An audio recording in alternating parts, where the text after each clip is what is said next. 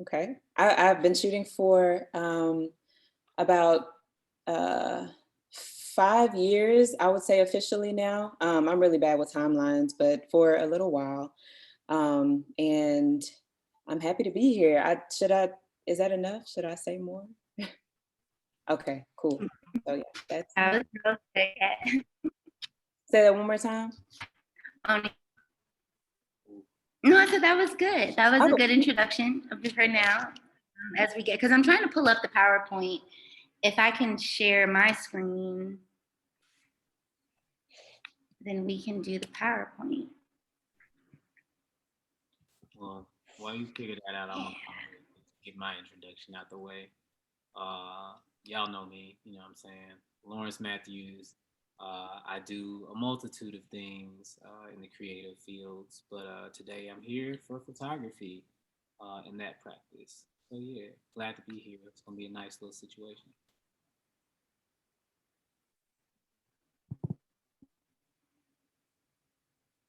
Oh, I hope I didn't mess it up. Did it go? Okay.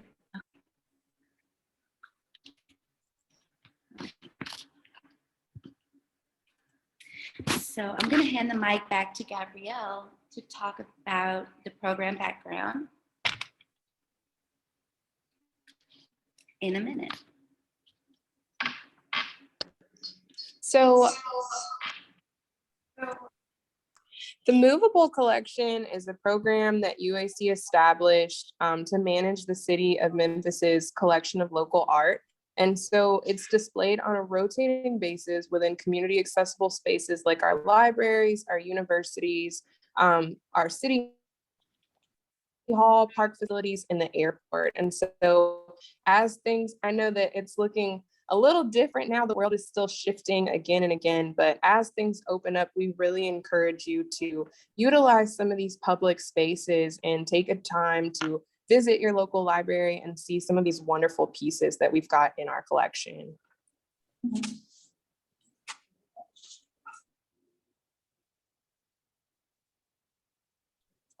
can see. And so Lawrence, yours is at the Hollywood branch of Memphis Public Library, and yours is at the Levi branch. Catherine, yours is there. So they are on view currently, so anyone can go see them in person.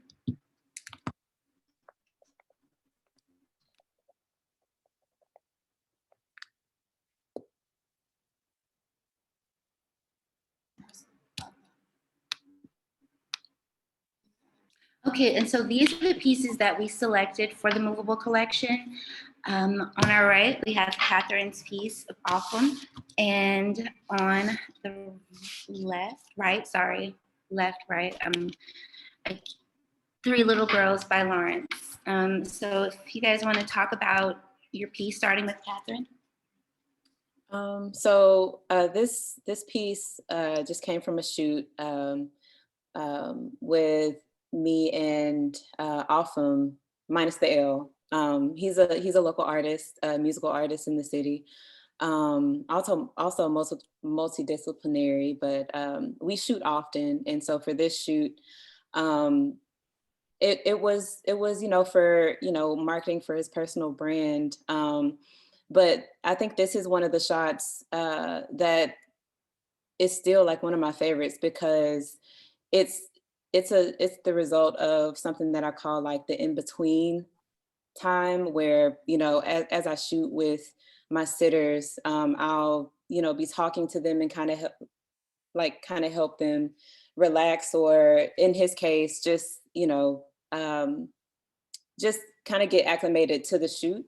And he this day was, talking about some stuff that had been happening in life, and I really just wanted to capture the feeling before he turned himself on to Autumn, and we got the shots.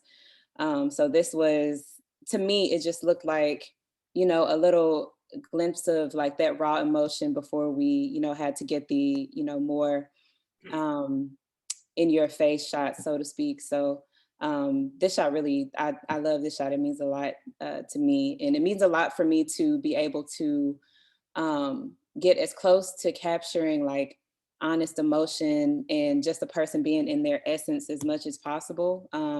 Or even in this case, catching little glimpses of, you know, someone that, you know, maybe otherwise we probably wouldn't see in this way. So that's this piece off one.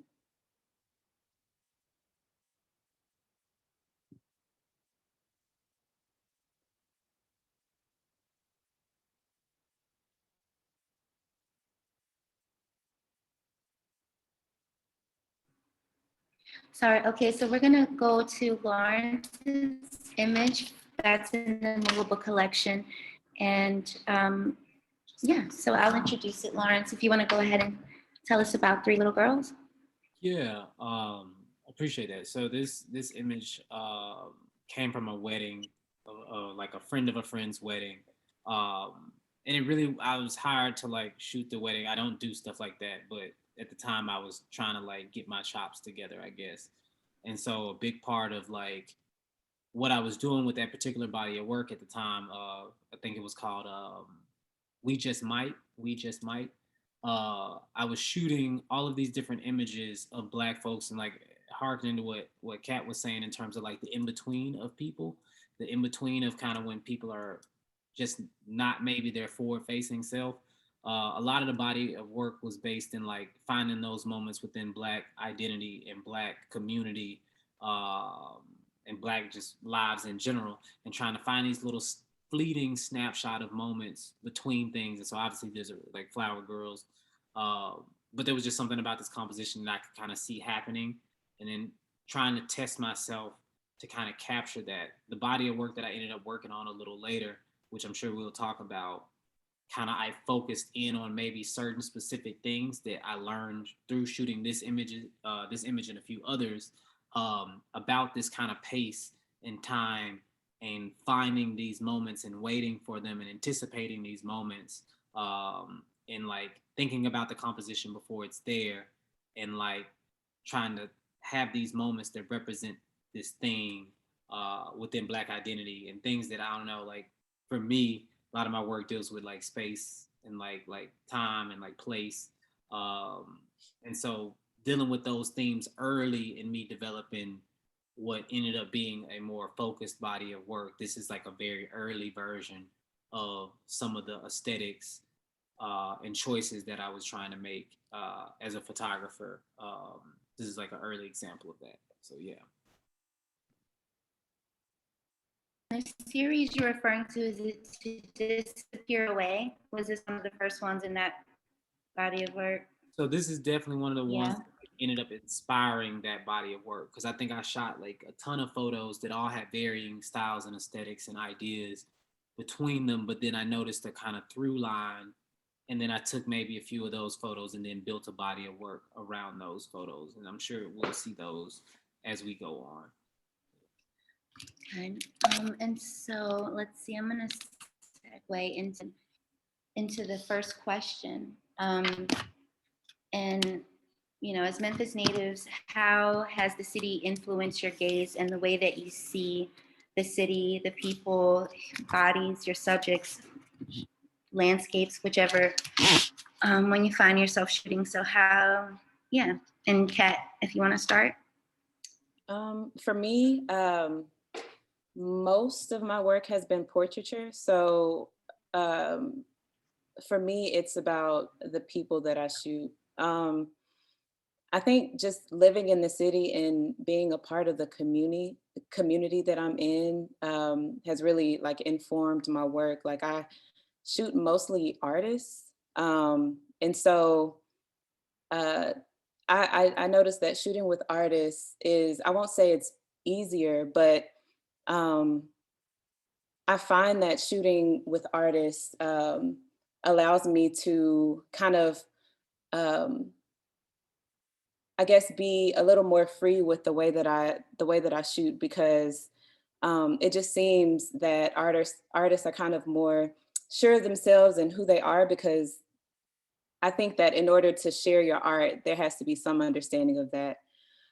So being around so many artists and having the opportunity to in a sense, in some cases, maybe just be in a setting or a fly on the wall, or in other instances, actually like orchestrating shoots with these people, um, has kind of, in a way, trained me to shoot the way that I do. Um, yeah, I think that is it for me. I think that's most of what I can speak to. I do shoot, landscapes here and there, but those are mostly like my own little mindfulness practices. But even there, you know, capturing different areas in the city, um, kind of helped me to see the city in a different light. Um but for the most part, since I shoot with portraiture, I think that my work with artists um, has really allowed me to just kind of explore myself and explore other people, and kind of try to achieve, um, I guess, an honest and vulnerable gaze to my work.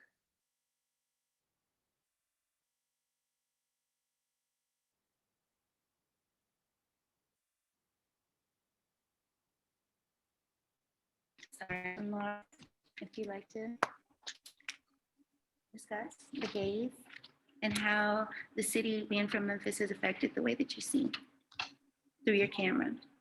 For sure. I think for me, the process of kind of learning the city kind of walked hand in hand with the way that I decided to incorporate all the things that I was doing aesthetically.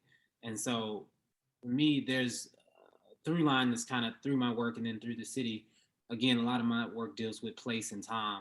And so during this period of time, a lot of gentrification. I mean, it's still happening, right? But there was a lot of different things happening within the city and the dynamics within the city. And it had been a narrative that I'd been playing with in some of the other work that I was doing in terms of like my filmmaking and stuff. And I had again focused in on a very, very particular set of aesthetics and ideas through the work. And in terms of like what the city is like, being out here and feeling this land, feeling this soil, feeling this place, uh, meeting these people, observing this thing, because a lot of my work is kind of voyeuristic in ways. And so I'm not always interacting with people in my work, but I'm viewing situations, circumstances, environments, and taking in the details of those environments and the things that, people from these communities, people from Memphis are dealing with. And so even though it's wrapped in so many different things, it's still all kind of present in the work. And speaking to these kind of like disappeared, small, fleeting moments within being from Memphis and what that means and what this city has done, right, to folks of color, to Black folks, to brown folks, and then what this land and this soil was before, and who has control of that land and that soil, and the people who have control of that land and that soil, how are they honoring the bodies, space, property, land, futures of the folks that mostly inhabit it? Um, and that was something that is very, very important and prevalent in the work that I'm doing. Um, and I take that into everything that I choose to shoot or choose to show. Um, and all of it is, Memphis is a haunting place. Like I think we talk about like the music here, and everybody talks about like trap and all these things, but oh no, did we lose them? Yes. Dang, that ain't good. Apologies. Kimberly, you still here? Okay, we thought we lost you. Yeah, but I'll keep saying, when you listen to the old Memphis music, when you listen to a lot of the music that's coming out from this place, a lot of it is heavy, a lot of it's weighted. Um, and it makes sense to me that the images I take of this place feel like those things, feel heavy, feel weighted, feel haunting, but also like beautiful and nostalgic and deeply personal and rooted in community and nature and the things that Black and brown folks are a part of, right? And so that's kind of how I view the things. And I think Memphis is like definitely, my life here has definitely influenced the way that I shoot through the camera. And I don't think I would make any of the work that I make if I had not had the very unique set of experiences that us as Memphians have, or I as a person from Memphis have had. Um, yeah, that you know, that's what I got for that.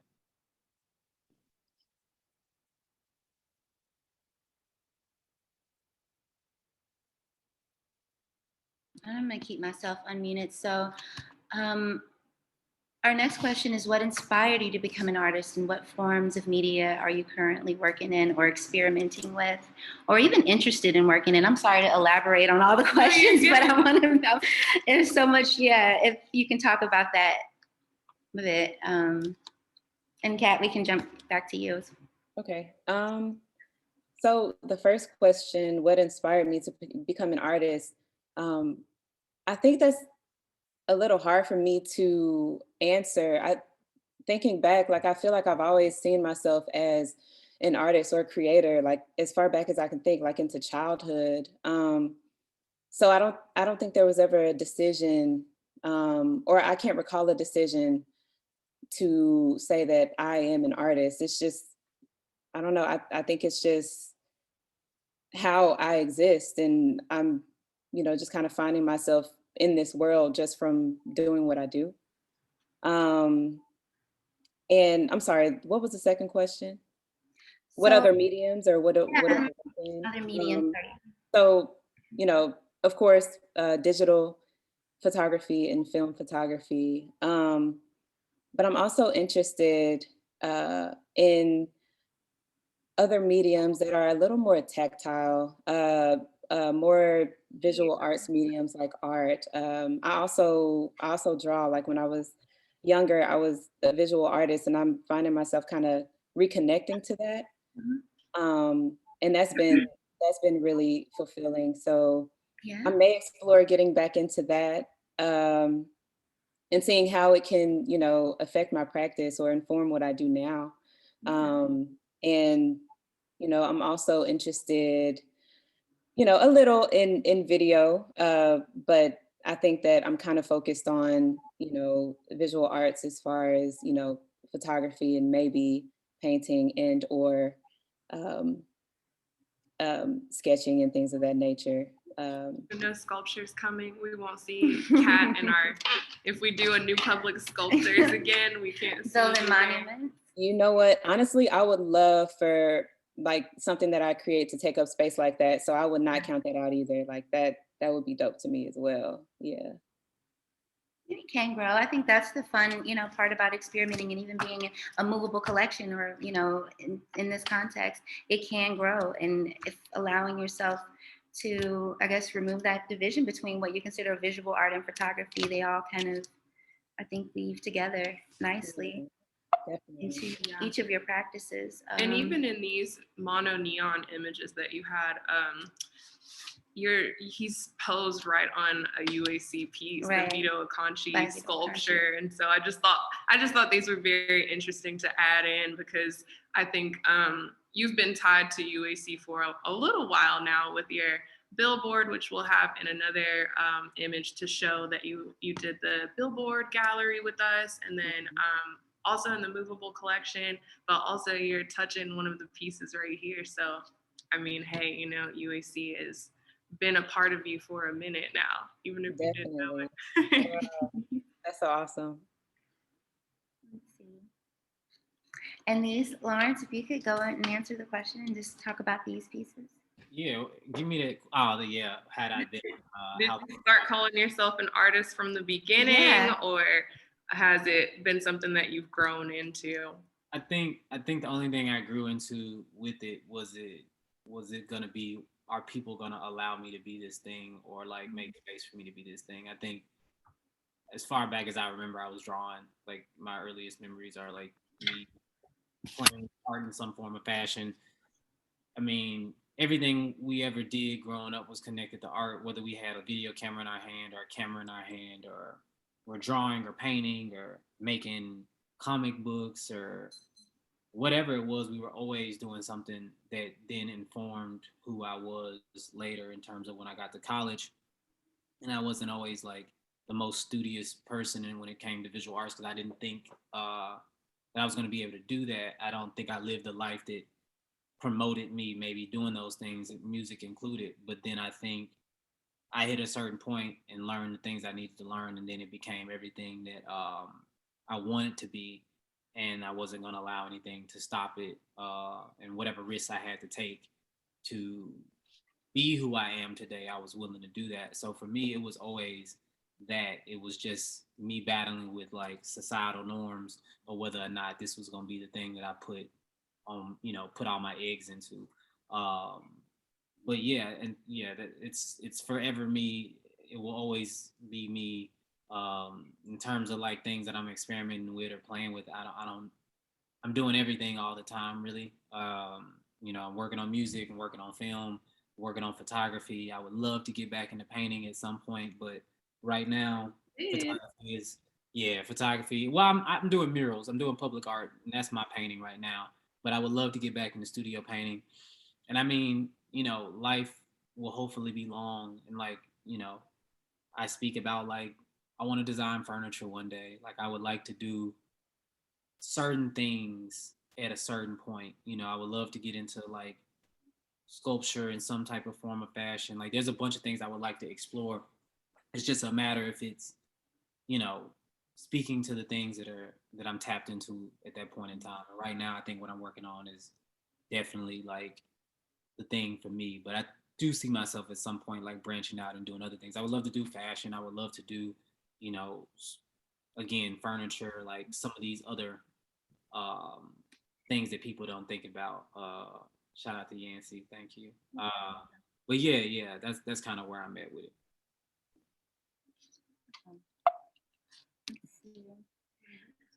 So our next question is, what other artist inspirations, influences can be seen in your work? And then we'll pass it back to Yeah. Matt and start with your image that we have this wonderful Jack Robinson image. And as I was looking through some of the images that you sent me to create this PowerPoint, I saw the similarities between this Joni Mitchell image and C major, and I just thought, wow, these are just stunning images to put together and to see kind of this correspondence between what you might have been thinking, how you were framing him, and linking him to his instrument of choice, which is just really it just highlights him as a musician and really speaks to his creativity. And so I thought this was a great pairing. So if you want to talk a little bit more about your influences and how Jack Robinson has inspired you. So thank you, first of all, for that. Interestingly enough, Jack Robinson is a newer influence to me. I happened to be at randomly enough, is it the Blues Museum? It's on South Main. They have like photo books downstairs, and it's just somewhere I've never been. So I decided to go one day, and Jack Robinson's book was there. So the photo that you see of C major was taken, I think it was in early 2020. I went to this museum probably like 2 weeks ago and found this book. Um, and and although this image wasn't really in my mind when I took the image of C major, I definitely think that it's interesting how the two are kind of similar in their composition, and in their styling. Like Jack Robinson's work, especially all the work that he's done with artists, definitely inspires me now, and I think will definitely inspire my work in the future. But it also kind of makes me feel like, I'm to be so inspired by his work, and to kind of see, elements of his work in mine already kind of makes me feel like I'm, going in some good direction. I just really appreciate the way he captures artists in a way that's not, it's not, I guess it's not a generic, the posing that he uses. It just seems like he lets his sitters, move and kind of be free in their body. And he catches those in betweens, like I mentioned before. And that's something that I really appreciate in work. Like I love work that doesn't feel posy and generic, but kind of captures whoever the person is in front of the camera in a really honest way, and in a way that um, kind of tells you who they are, if you've never met them and you're looking at the photo. And I think that's something that he does really, really well. Another inspiration for me is Lorna Simpson. Um, Even though she's more on the I'm losing my words right now. It's because she's more conceptual On the photography. conceptual and collaging and things like that. I think that the way she's used composition and color, and the way that her subject matter is, focused on Black women and Black people in general, is just beautiful to me. And it's something that, I want to see, more in my work, and maybe, in the future, as I explore different types of processes, I can go into more of that type of style.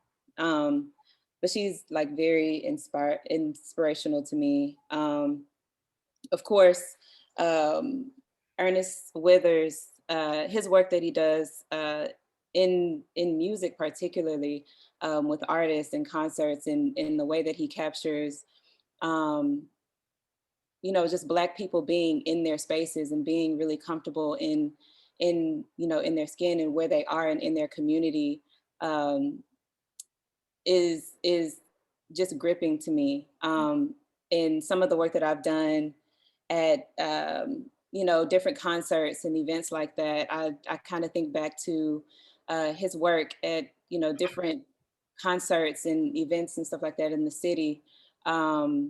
And it kind of informs the way that I shoot, and yeah, he's definitely as well. Um, other artists, like there's an artist, a visual artist by the name of Philippe Panzone. He does lots of conceptual work and works with color and spectrum, and his use of color is something that I really appreciate. I like to use a lot of color in my work, and in the way that he uses color and utilizes it, and balances his works with the different colors and full spectrums that he uses is very inspiring to me as well. I use that word a lot, but we're talking about inspiration. So yeah, and there are others, like countless other photographers that are really that help me to you know um, inform my work and think about the way that I shoot. But for a few, those are top ones for me. Really good. And what I hear you saying is that it's something that you mentioned earlier in terms of respecting the artist that you're right in front of, right? It's giving a reverence to not only the person that's in front of you, but their essence, their energy, their creativity, their craft. You see that. And that's something, I mean, I'm making copious notes here, y'all, because this conversation could shift. So I'm going to keep it on track and go to Lawrence. But I do want to talk about that more if there's time in the Q&A, that empathy in the image. Lawrence, your influence? Yeah, so I think I have tons and tons of influence, fine art influences. Took all the art history classes, cheated in half of them. But I have books all over my house that are art books and photography books and things. And I think for me, when we were talking about that original body of work that we just might, I think a lot of that was pulled from Gordon Parks' work, specifically a lot of Gordon Parks' color work. Yeah. And when I was shooting in black and white, a lot of that stuff was pulling from them, because it's like, when you're young, you're black and a photographer, it's like, oh, who's done this thing? And like Gordon Parks is one of the brightest lights of the thing. So you end up, I think a lot of us end up pulling a lot from Gordon. But then as I was able to like spend time with that work, study that work, and then also like study my own work, but then also branch out into other photographers. A lot of the things that I wanted to play with aesthetically were present in William Eggleston's work. Um, and then finding a place, this intersection for me of some of the aesthetical choices that might be present within William Eggleston's work, but then also some of the human, like empathy based, like you use that word empathy, like empathy based human connectivity situations in Gordon Park's work, this documentation of like Black life, whether all over the United States, like taking that and putting it together aesthetically with what I see present in Williams' work. And so that kind of became the work that I've been getting known for in navigating. And so like with this example we have on the screen, we have this tricycle, which is like one of the most famous William Eggleston photo. And it's like this larger than life kind of thing. And I had always been so interested in this image. And sometimes I do these things where they are homages to William Eggleston, like, and I've been able to meet him, know his family and things like that. And so like, and they acknowledge the similarities within the work and we talk about the things, which is always super dope. But to be able to like do these little, homages to folks from before that have opened the door, has been a really cool thing to try to play with and like a little challenge for myself. And so with this piece Push Around, which like has not been shown anywhere yet, I wanted to deal with like kind of just the juxtaposition of this thing, right? Like the juxtaposition of this composition, like placing something. Again, a lot of my work deals with Black folks objects, homes, land, space, all these things. And so having this object in this larger than life environment, and then also thinking about how I felt as a child, like I spent a lot of time outside and like the world seemed crazy, like just crazy, crazy large. And so much of this work is rooted in nature and space. And so kind of flipping that and not making this thing so large, but maybe even tapping into some of the ways that we might feel within this place, within this world, within this country, within this city, state, even, you know, feeling small and like being represented small. You know what I'm saying? Yeah. And so me not only pulling from the aesthetical things that are present in some of this work, but then flipping it and thinking about the social aspects or implications in this composition or this work, and like placing this Black child's object very small, which the child is absent obviously, and that speaks to a whole another thing within so many things within the city. But this small object within this larger piece of nature uh, was kind of my like closest I could get to like feeling of the weight that is described when talking about tricycle, like the tricycle shot. Yeah. And so for me, a lot of that, like studying art history, I know that everything is just building upon something else from before it, and it will always be that way. And so, if I'm gonna show up in photography, I'm gonna show up acknowledging the full spectrum of what this is and building upon it, and not maybe trying to like redo everything. Because I think there's a lot of people who claim themselves to be from the school of Eggleston, but don't really understand what Eggleston was doing.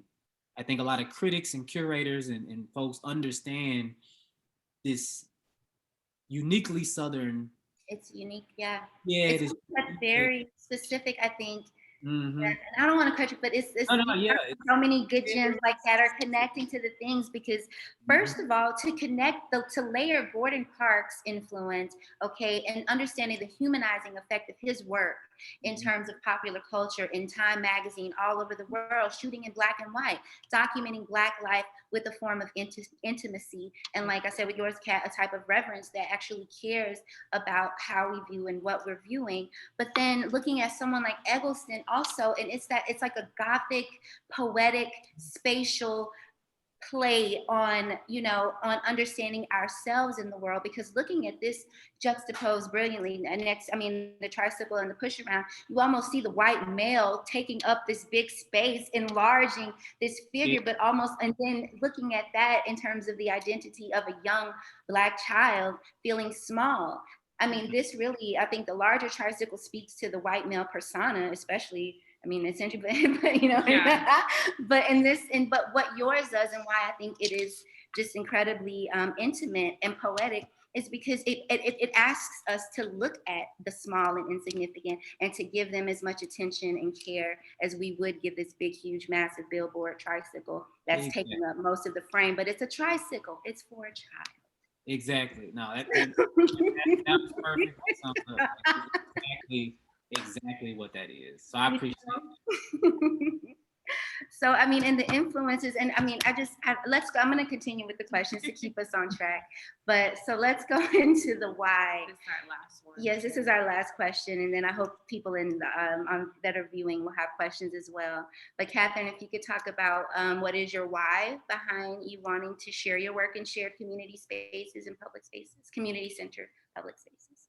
I think, you know, outside of, you know, it just being cool to show my work in this way, the work that I chose to send and present was, and I'm speaking to the billboard specifically, that was really important to me because I really like the idea of a Black woman in full leisure in this, luxurious fabric, laying back with these flowers and presenting herself as, really soft. I love the idea of that image being blown up and to be seen by everybody. You know what I'm saying? Like to me, I think it speaks to, a presence, I really was, I guess, attracted to the idea of something being so large and like in your face and present in the city. Like I don't see much of this type of art with this type of subject shown in this way, and I hope I'm making sense. It was important for me to choose to present a Black woman as one of the choices for the billboard, and I'm happy that was the one that was chosen, because it was important for me to see this image. I think it's important for a lot of other people to see this image, and something that you would see every day, a Black woman in a leisure setting like this, and she ain't selling nothing. Yeah, she's not selling anything. It's not an ad or a billboard. She's simply there being beautiful and Black. Exactly. Like, simply being, I think that was something else that meant something to me, like to simply be, this Black woman just being, like you said, not selling anything, not offering anything other than her image, like feast your eyes. You know what I'm saying? I loved that. And so it was really important for me to present that work and have that blown up for everybody to see, because it's just something that I would like to see more of. It's something that I want, other people to see, no matter, who they are, namely Black people. I would love for, other Black people to see this and, see themselves and see the possibility of more stuff like this happening. And, I think that one thing that's really interesting about the city is the demographic and how there are so many Black people in this city, but you barely see any in marketing. You barely see any, in imagery, when you're walking around the city, but something like this kind of, pushes back on that. And so I really appreciated that idea of it. I appreciated that being something that was happening with this work. And yeah, and it was, super dope that it was my work. That meant something to me. That meant a lot to me. I had never seen my work this huge. I had never before this really thought of, something like this happening for me. I still felt very new. And so I guess in a way, this was something that inspired me and motivated me as well.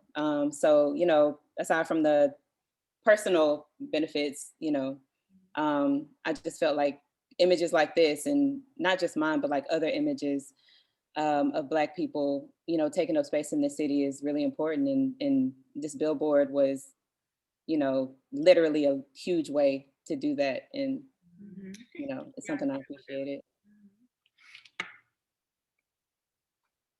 And Lawrence, we have an image from your most recent install, the mural in Whitehaven. Welcome to Whitehaven Mural, which is a UAC project. And so not to plug us another time, but yeah, why are we here for UAC, and why is UAC here to appreciate artists? So we just, we wanted to highlight that piece in particular. But yeah, if you wanted to, I think you've kind of told us a little bit about, through your themes and everything that you've told us about your influences and your art so far. I think I can venture to guess why it's important to you to be in community center public spaces. But if you would like to elaborate a little bit more and tell us, we'd love to hear that. Yeah, no, for sure. Shout out to y'all. Y'all fronted the bread, saying amazing things. I done got a few projects with y'all and I'm thankful for them. Looking to get more. But no, definitely like public art. Once I was introduced to public art and like the ways that it could show up, and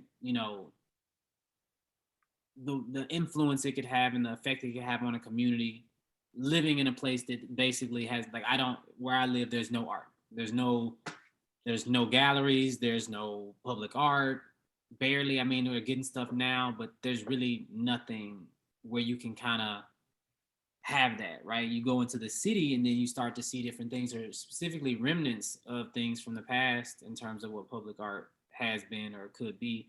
And, then you travel to other places and you see, like, you go to Philadelphia and you see how much public art is in Philadelphia. You go to Brooklyn, you go to these places where like you just see the people who exist in these communities everywhere, represented in the best and the brightest and the biggest ways. Like in DC, you see these murals, these musicians, like not even just like people who are like quote unquote accomplished or famous or whatever. You see regular folks from the community being represented in their own community. And then you see the sense of pride that comes from that, existing in that community, because I'm born in a place, I grew up in a place, and everywhere I look, I see me, or I see an exalted version of me. That's something I maybe didn't grow up with. I maybe looked to TV to get that. I looked to media to get that, right? But realizing a lack of that within Memphis, to be honest, I mean, we have stuff, but it's really organic and kind of like happens. It's not maybe always commissioned, right? And so I think with UAC trying to make space to really do this work and like dig their heels into to represent communities a certain type of way, like I definitely wanted to be a part of that, with the history of who I am in my work, and everything that I've ever done visual art wise has always been based in Black communities or Black folk stories or narratives. And so if there was any way for me to extend that into communities that have given so much to all of us as Black Memphians, and folks that now reside in Memphis, I was super hyped to do that.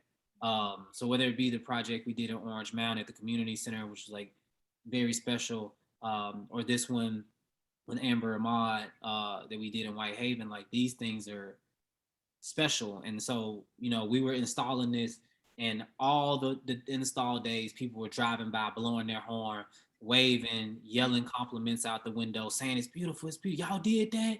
That's Yes, that's so important. Like I've never had that type of experience with anything that I've done. I mean, I'm on stage and people clap for me, and that's cool. Right, that's big, but when you're making a painting, they like, go ahead. Yeah.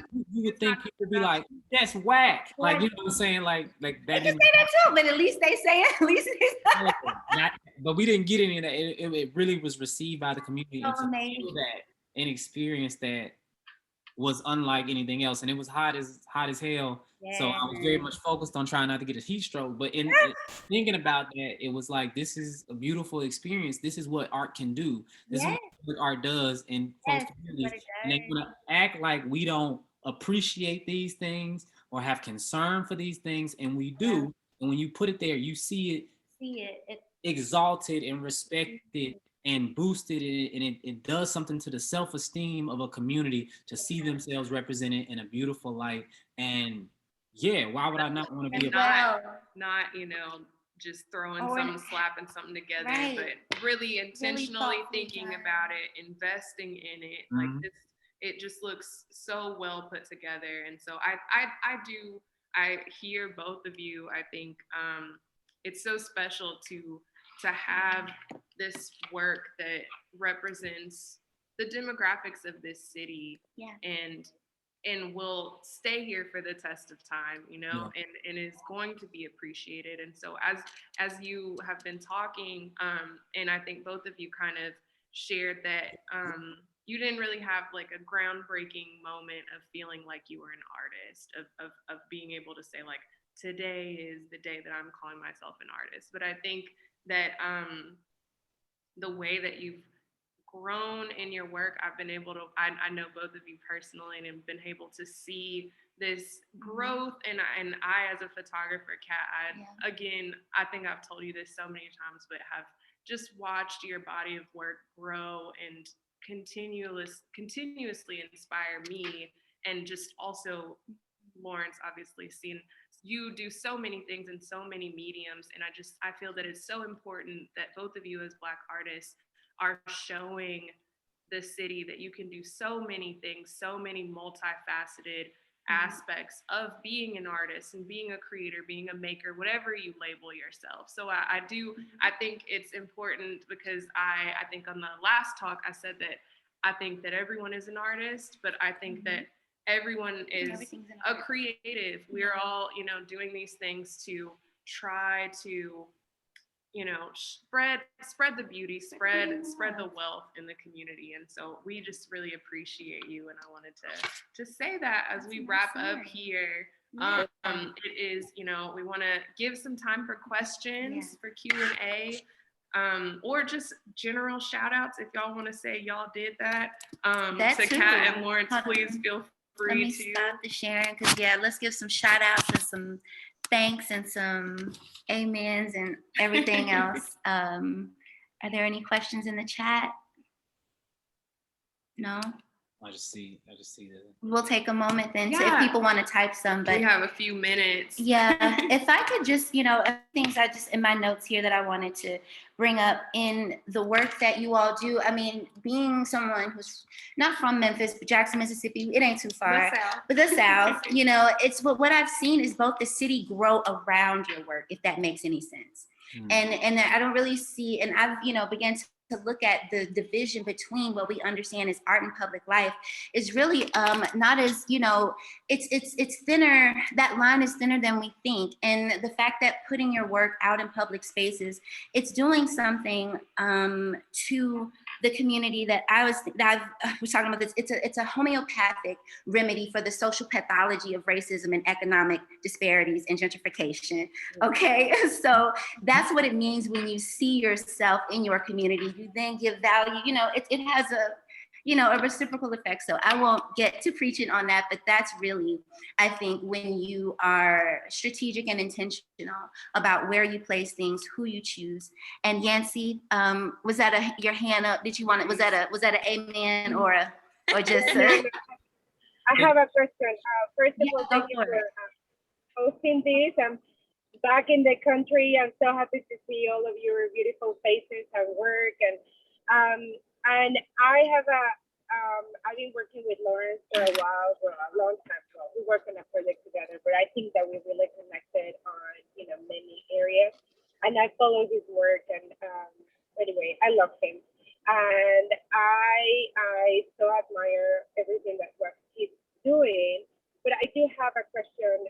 If you can elaborate a little bit on, like, if you specifically work with specific districts in the city, or if it's just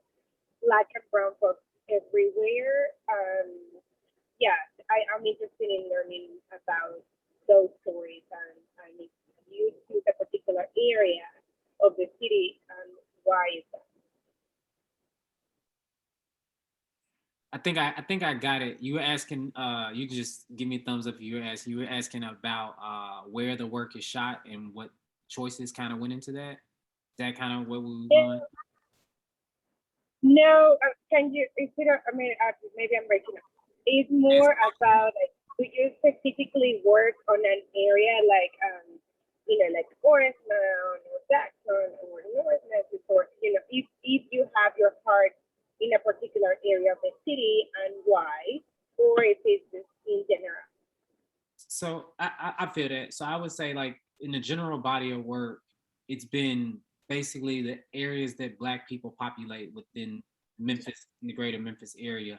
But specifically, maybe for me personally, my favorite area and the area that I have the most roots in is Whitehaven. So all of my mother's folks are from Whitehaven, went to Whitehaven High, all graduated through there. They still stay out there. I probably spent the most time here where I stay now and in Whitehaven in my whole entire life. So I've gone back and forth, and that's probably the community of Black folks that I'm the most familiar with and spent the most time in, and I have a really nostalgic connection to.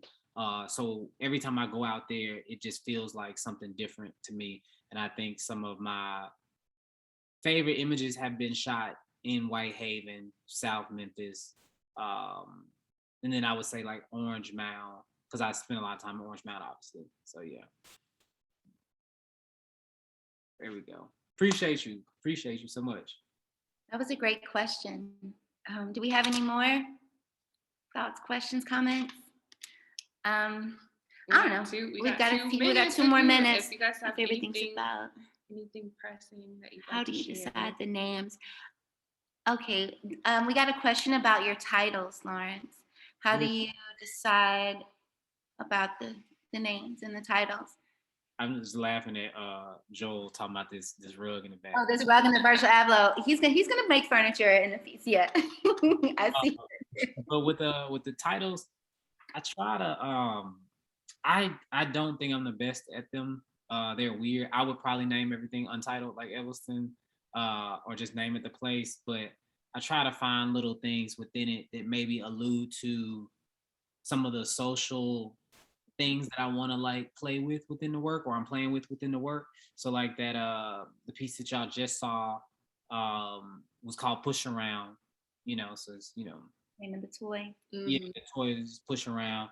And then obviously 3 little girls, 4 little girls, like these little parallels that I'm trying to like bring together. I think some of the work, there's this image of this woman, this older woman who like was kind of bent over while like walking through this parking lot that I shot through this fence. And it's one of my favorite images, but it's also one of the saddest images, and it's titled Bent. Just like this person, the weight of existing in this place has like bent this person into this position. And so a lot of times I do try to like find a title that represents maybe some of the heavier tones of the things that I got going on. I got like a bunch of stories that are all sad stories about titles, but the work is melancholy for sure. It's poetic, it's melancholy. And I think the titles come from that for sure. Yeah. They are like poetry. Okay, we've got one more question for Kat from Whitney, and that is, dead or alive, who would you love to photograph next? I love that question, and thank you for asking that. So off top, just for time's sake, I have 2 people. One, Prince, for sure. Because he, if y'all know who Prince is, I'm sure everybody does. No. He's just like, in case you're living under a rock, but anyway, he the other artist formerly known as Prince. Right, artist formerly known, but he's just indescribable. And I think to get him in front of a camera, my camera will probably just freak out and break, but I would love to shoot him. One of his personal photographers is also an inspiration of mine. I actually have his book right here, Ashton Shahidi, Yara Shahidi's dad. But I would love love to shoot prints. And Like, Babe. know that his dad was. I didn't know that their dad was doing that. I didn't know that. yeah, Interesting. right. And the other person, just off top, is Erykah Badu, just because it's just so her. And I think it would just be fun shooting her. Like, I feel like she could just sit still in the images they would go crazy, you know? And it would just be great. Like, since I talk to the people that I shoot, like, it would just be great to sit and talk to her, you know? So, and why not have a camera in the process? So I think those two for me, for now. I could go on, but I'll stop there. I would love for this conversation to go on, y'all. And and we did start a little late due to the technical difficulties, which turned out, and my iPhone actually held up a signal this whole time on Zoom. So shout out to 5G AT&T. But I want to say thank you. We didn't get a chance to start with acknowledging, but I feel like it feels right to acknowledge the ancestors and our indigenous people that were here before us on this land and the work that we do. So thank you for providing the rain that I'm about to go ride my bike in now. I hope you all have a wonderful evening. Yeah. We should just, Thank you so much. We're gonna do this again next week. Catch us next Thursday on the 26th with artist Carol Buckman, who's also here. Thank you for joining us, Carol. Hey, Carol, see you next week. And Carl. So that will be a wonderful talk as well. And we are just so thankful again for everyone who joined us this evening and also dealt with the technical difficulties. Yeah, thanks for sticking around. So we made it. Thank you. Peace. Peace. Bye. Thank you.